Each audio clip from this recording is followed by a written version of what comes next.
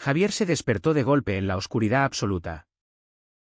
El pecho oprimido por un peso invisible que le robaba el aire. No puedo respirar, susurró. Pero sus palabras se perdieron en el vacío sofocante.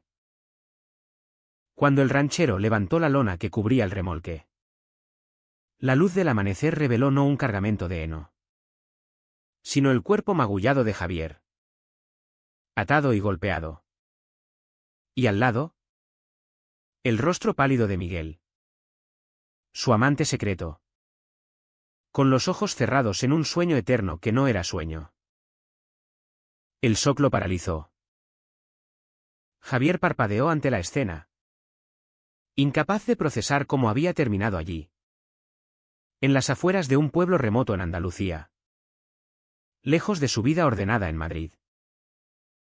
El ranchero, un hombre curtido por el sol llamado Antonio, lo miró con horror y gritó pidiendo ayuda.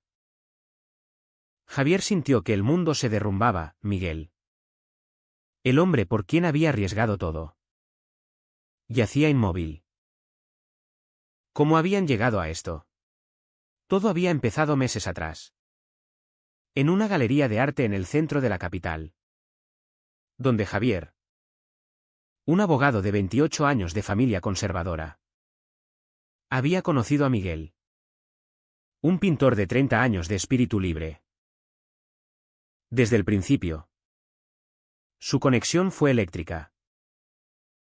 Javier, con su vida estructurada por expectativas familiares, hijo único de un empresario católico devoto y una madre dedicada a las tradiciones, se sintió atraído por la pasión desinhibida de Miguel. Este, originario de Barcelona, había crecido en un ambiente más liberal, pero arrastraba sus propias cicatrices, un padre ausente y una juventud marcada por rechazos. Se encontraron en una exposición donde Miguel presentaba obras abstractas que hablaban de identidad y deseo reprimido. Javier, invitado por un cliente, se detuvo ante un lienzo que parecía capturar su propia confusión interna. Es como si el color luchara por salir, comentó Javier. Miguel sonrió. Exacto. Es la lucha por ser uno mismo. Esa noche, compartieron un vino y confesiones que Javier nunca había pronunciado en voz alta. Pero el secreto pesaba. Javier vivía en un apartamento en Chamberí, rodeado de fotos familiares que le recordaban su deber: casarse, tener hijos, perpetuar el legado. Su padre, don Rafael, era un pilar en la comunidad católica, y cualquier desviación sería un escándalo. Miguel, en cambio, vivía abiertamente su orientación, aunque con cautela, en un país donde, a pesar de los avances legales como el matrimonio igualitario desde 2005, las actitudes sociales variaban drásticamente entre ciudades y pueblos. Javier empezó a dividir su vida: días en el bufete defendiendo casos corporativos, noches robadas con Miguel en su estudio de Malasaña. La tensión creció cuando Javier recibió una llamada de su madre. Hijo, tu padre quiere que conozcas a la hija de los López. Es una buena chica, de buena familia. Javier fingió entusiasmo. Pero esa noche, en brazos de Miguel, rompió en llanto. ¿Por qué no puedo ser yo?, murmuró. Miguel lo consoló: porque el mundo no nos lo pone fácil. Pero tú decides. Javier tomó una decisión impulsiva: le contaría a su mejor amigo, Carlos, un colega del bufete, sobre su relación. Carlos, casado y padre de 2 hijos, parecía progresista. Pero la reacción fue un mazazo. Javier, esto es una fase. Piensa en tu carrera, en tu familia. Si se enteran, Te destruirán. A partir de ahí, las dudas se multiplicaron. Javier empezó a evitar a Miguel en público, cancelando planes por miedo a ser vistos. Miguel, herido, lo confrontó: si me amas, elige. No puedo ser tu secreto eterno. Javier prometió cambiar, pero la presión familiar aumentaba. Don Rafael organizó una cena familiar donde anunció: Javier, es hora de sentar cabeza. He hablado con los López. Javier sintió náuseas, pero asintió. Esa noche, llamó a Miguel para romper, pero no pudo. En cambio, planearon una escapada a Andalucía, para aclarar ideas lejos de todo. El viaje fue un error. En el tren hacia Sevilla, Javier notó miradas sospechosas. En el hotel, discutieron: Miguel quería que Javier saliera del armario. Javier temía las consecuencias. Mi padre me desheredaría. Mi madre sufriría un infarto, argumentó Javier. Miguel replicó: ¿y yo? ¿Qué? Soy desechable. La pelea escaló. Y Javier, en un arrebato, gritó: tal vez esto sea un error. Miguel se fue furioso. Javier, arrepentido, lo buscó. Pero al día siguiente, recibió un mensaje anónimo: sé lo tuyo. Si no pagas, lo cuento todo. El chantaje provenía de Carlos, quien había seguido a Javier por preocupación. Carlos exigía dinero para callar, alegando que era por el bien de Javier. Esto te arruinará, dijo. Javier, aterrado, pagó. Pero Carlos quería más. Miguel, al enterarse, insistió en confrontarlo juntos. No podemos dejar que nos controle. Pero Javier dudaba: confrontar a Carlos significaba exponerse. Decidieron ir a un bar remoto para hablar con él. Pero algo salió mal. En el camino, un vehículo los embistió. Javier despertó en el remolque, atado, con Miguel a su lado. Carlos había orquestado el secuestro para enseñarle una lección, contratando a matones locales. Pero los planes se torcieron. Miguel, en la lucha, recibió un golpe fatal. Ahora, con la lona levantada, Javier miraba el cuerpo de Miguel mientras el ranchero llamaba a la policía. El dolor lo atravesó: había perdido al amor de su vida por cobardía. Antonio, compasivo, lo desató. Hijo, ¿qué ha pasado? Javier sollozó: todo es mi culpa. La policía llegó. Y Javier confesó todo: su relación, el chantaje, el secuestro. Pero el verdadero horror era interno: ¿había valido la pena ocultar su verdad? Mientras lo llevaban al hospital, Javier pensó en su familia. ¿Cómo les diría? El mundo se había derrumbado. Y él era el arquitecto de las ruinas. En el hospital de Sevilla, Javier yacía en una cama fría, rodeado de tubos y monitores que pitaban como recordatorios de su fracaso. Los médicos le diagnosticaron contusiones y un pulmón perforado. Pero el verdadero daño era en su alma. Miguel había muerto en el acto, víctima de un traumatismo craneal. La noticia llegó como un puñetazo: lo sentimos, señor. Su Amigo no lo logró. Javier gritó en silencio, las lágrimas rodando por su rostro magullado. ¿Amigo? Miguel era su todo. El hombre que le había mostrado que era amar sin barreras. La policía interrogó a Javier exhaustivamente. Contó la historia, como Carlos, su supuesto amigo. Había descubierto su secreto y lo había convertido en arma. Carlos fue arrestado en Madrid, negando todo al principio. Pero las evidencias, mensajes, transferencias bancarias lo incriminaron. Lo hice por ti, Javier. Para salvarte de esa vida, alegó Carlos en la comisaría. Javier. Desde su cama, sintió náuseas.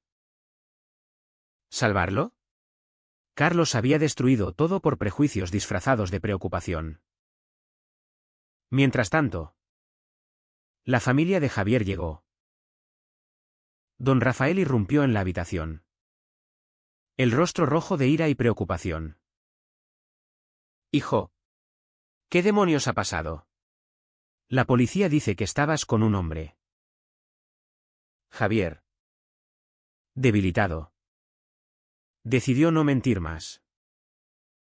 Papá. Miguel era mi pareja. ¿Lo amaba? El silencio fue ensordecedor. Don Rafael se sentó, las manos temblando. Esto no puede ser. Somos una familia decente. ¿Qué dirá la gente? ¿La iglesia? Su madre. Doña Elena. Lloró, Javier. ¿Por qué no nos dijiste? Podríamos haberte ayudado. Pero Javier sabía que la ayuda significaba terapia de conversión o negación. La confrontación familiar fue brutal. Don Rafael argumentó con citas bíblicas, insistiendo en que era una elección pecaminosa. Puedes cambiar. Hijo. Hay clínicas. Javier. Por primera vez. Se defendió, no es una elección. Papá. Es quien soy. Y por ocultarlo, perdí a Miguel. Doña Elena me dio, dividida entre su fe y su amor maternal. Rafael. ¿Es nuestro hijo? Pero don Rafael se fue furioso, amenazando con cortar lazos. Javier sintió el peso de la traición, no solo de Carlos, sino de su propia sangre. Miguel había dejado un legado. En su estudio de Barcelona, que Javier visitó tras ser dado de alta, encontró pinturas inacabadas que retrataban su relación, momentos de ternura, pero también de tormenta. Una nota, Javier. Si lees esto, elige la libertad. Te amo. Javier lloró, jurando honrarlo. Pero la sociedad no facilitaba las cosas. En Madrid, rumores corrían en el bufete, Javier es gay. Y por eso lo secuestraron. Clientes se retiraron. Colegas lo evitaban. Javier renunció, enfrentando la incertidumbre financiera. ¿Valía la pena? Decidió mudarse temporalmente a Barcelona, cerca de la familia de Miguel. Los padres de este, liberales, lo recibieron con brazos abiertos. Miguel hablaba tanto de ti, dijo la madre. Compartieron recuerdos, pero también dolor. La sociedad nos obliga a escondernos. ¿Y eso mata? Reflexionó el padre. Javier Nadid. Pero internamente luchaba, ¿había sido egoísta al arrastrar a Miguel a su caos? Una nueva confrontación surgió cuando don Rafael lo llamó. Vuelve a casa. Hijo. Olvidemos esto. Javier rechazó, no puedo olvidar quién soy. La llamada terminó en gritos, con don Rafael desheredándolo. Javier sintió liberación mezclada con pérdida. ¿Era esto el precio de la autenticidad? Mientras caminaba por las Ramblas, Javier se topó con un mitin por derechos LGBT. Se unió, hablando por primera vez en público sobre su historia. Perdí el amor de mi vida por miedo. No dejen que les pase. La multitud aplaudió. Pero Javier sabía que era solo el comienzo. Amenazas anónimas llegaron, maricón. Vete de España. La presión social era palpable. Especialmente en círculos conservadores. Regresó a Madrid para el juicio de Carlos. En la corte, Carlos testificó, quería protegerlo de sí mismo. Javier. Como testigo. Replicó, me destruiste por tus prejuicios. El juez condenó a Carlos a prisión por secuestro y homicidio involuntario. Justicia. Pero amarga. Javier vio a su padre en la audiencia, mirándolo con una mezcla de vergüenza y arrepentimiento. No hablaron. En casa, Javier reflexionó sobre sus decisiones. Había elegido el amor. Pero ¿a qué costo? Miguel muerto. Familia rota. Carrera en ruinas. ¿Era correcto priorizar el yo sobre los demás? La duda lo carcomía. Pero también lo fortalecía. Decidió escribir un blog anónimo sobre su experiencia, exponiendo las hipocresías sociales en España. Entradas sobre la doble moral católica. La homofobia latente en familias tradicionales.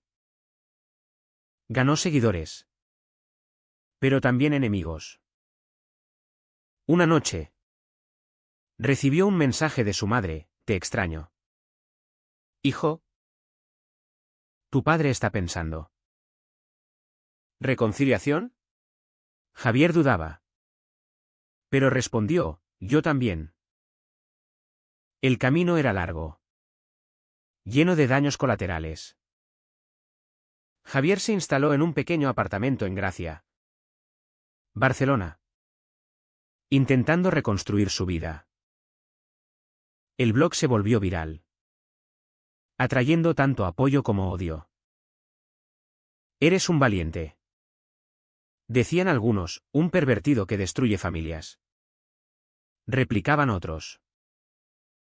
Javier debatía internamente, ¿estaba ayudando o exacerbando el conflicto?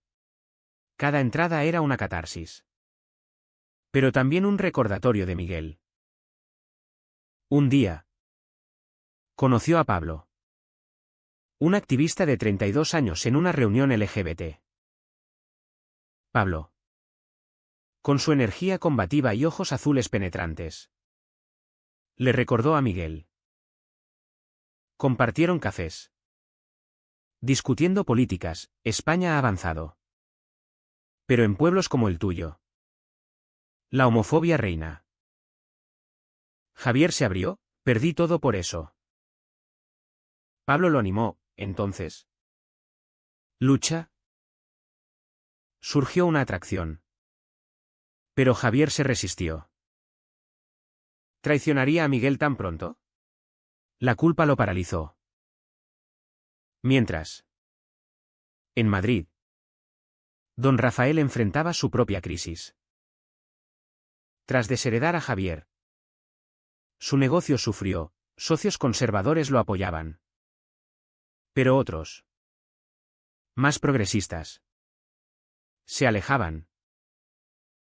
Doña Elena lo confrontó, perdimos a nuestro hijo por tu orgullo.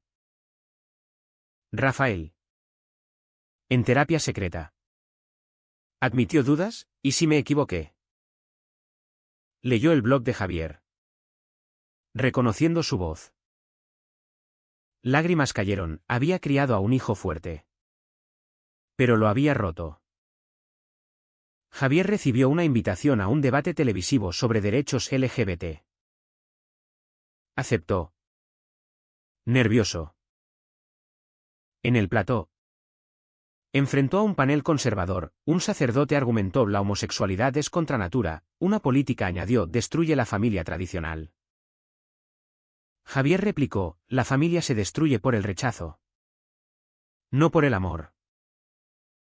Contó su historia. Omitiendo nombres.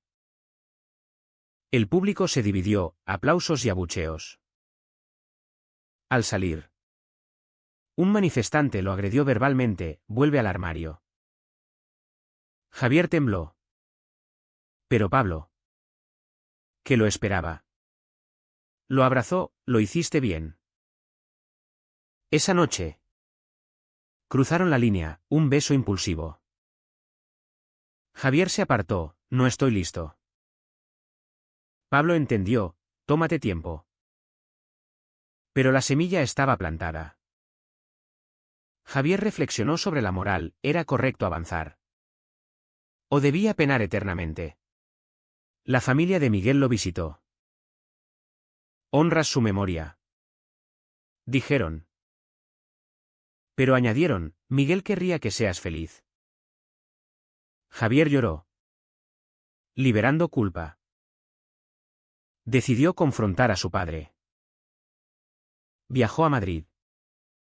Tocando la puerta familiar. Don Rafael abrió.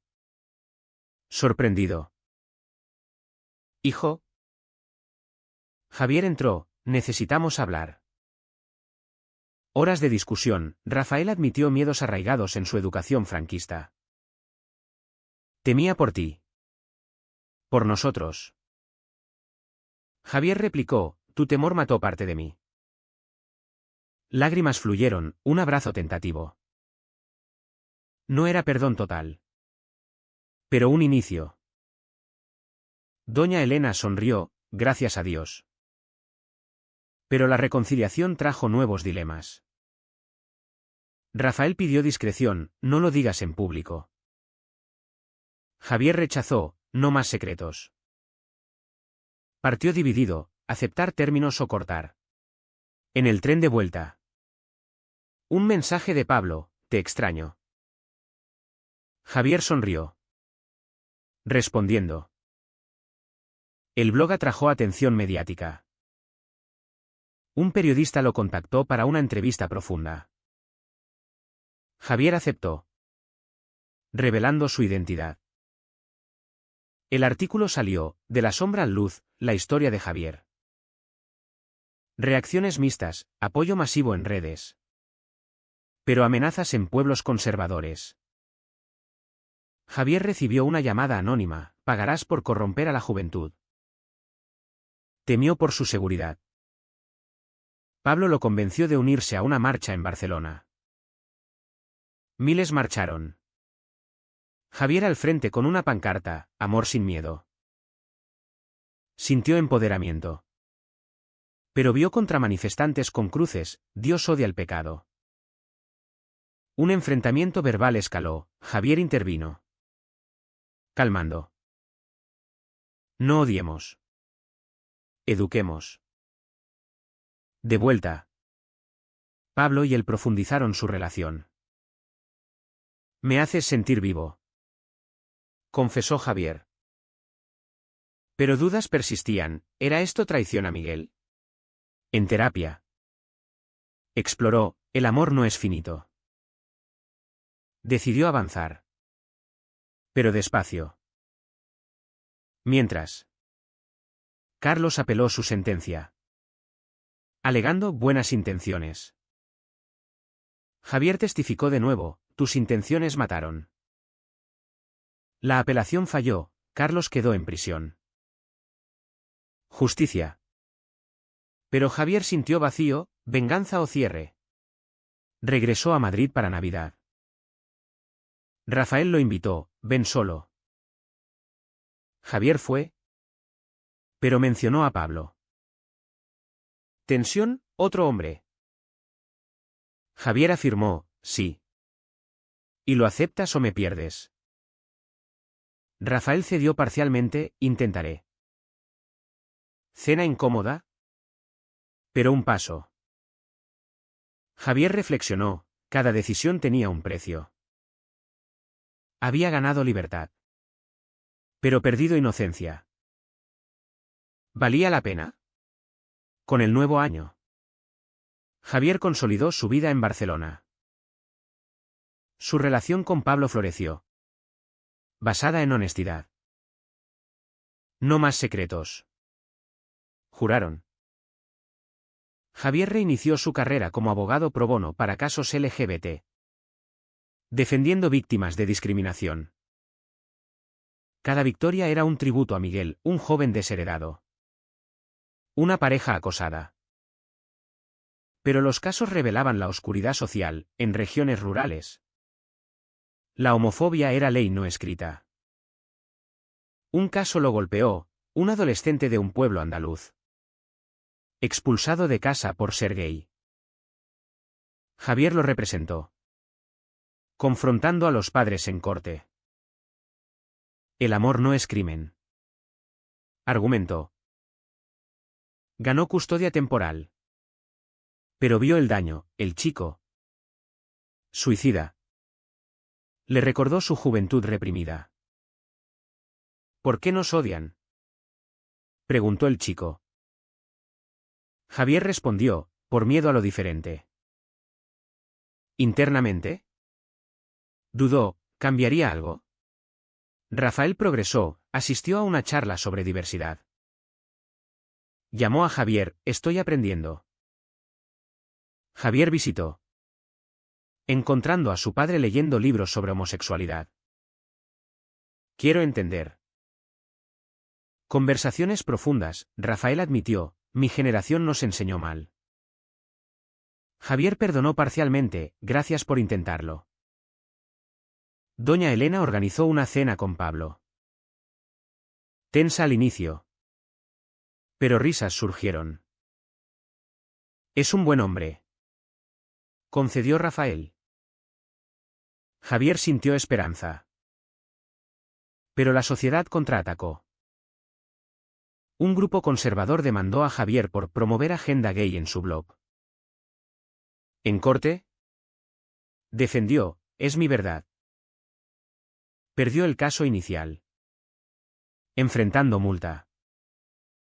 Apeló. Ganando con apoyo público. Victoria pírrica, estrés lo agotó. Pablo lo apoyó, juntos lo superamos. Una crisis personal surgió cuando Javier encontró cartas de Miguel. Si muero, vive por los dos. Javier rompió. Cuestionando su relación con Pablo. ¿Lo amo o lo uso para olvidar? Confrontó a Pablo, necesito espacio. Pablo. Herido. Aceptó, te esperaré. Javier viajó solo a Andalucía. Al sitio del secuestro. Allí. En el rancho. Antonio lo reconoció, has cambiado. Javier confesó, perdí todo aquí. Antonio compartió, mi hijo era como tú. Lo perdí por no aceptarlo. Regalo de sabiduría, no pagues el precio dos veces. De vuelta. Javier eligió, reconcilió con Pablo. Te amo por ti. Propusieron matrimonio. Simple ceremonia. Familia asistió, Rafael dio un discurso titubeante, orgulloso de mi hijo. Lágrimas fluyeron. Pero no todo era feliz. Amenazas persistieron, Javier contrató seguridad. Un atentado fallido, un coche lo siguió. Policía investigó. Vinculando a extremistas. Javier debatió retirarse, ¿vale la pena el riesgo? Pablo replicó, si nos callamos. Ganan. En un evento nacional. Javier habló, mi historia es de pérdida y redención. ¿Pero cuántos más sufrirán? Ovación. Años después. Javier miró atrás, decisiones habían costado vidas. Lazos. Paz. Pero ganado dignidad. Escribió un libro. Sombras de amor. Bestseller. En la dedicatoria, a Miguel. Mi luz. Fue correcto que Javier priorizara su autenticidad sobre la seguridad de sus seres queridos. ¿O debería haber sacrificado su verdad para evitar el dolor colectivo?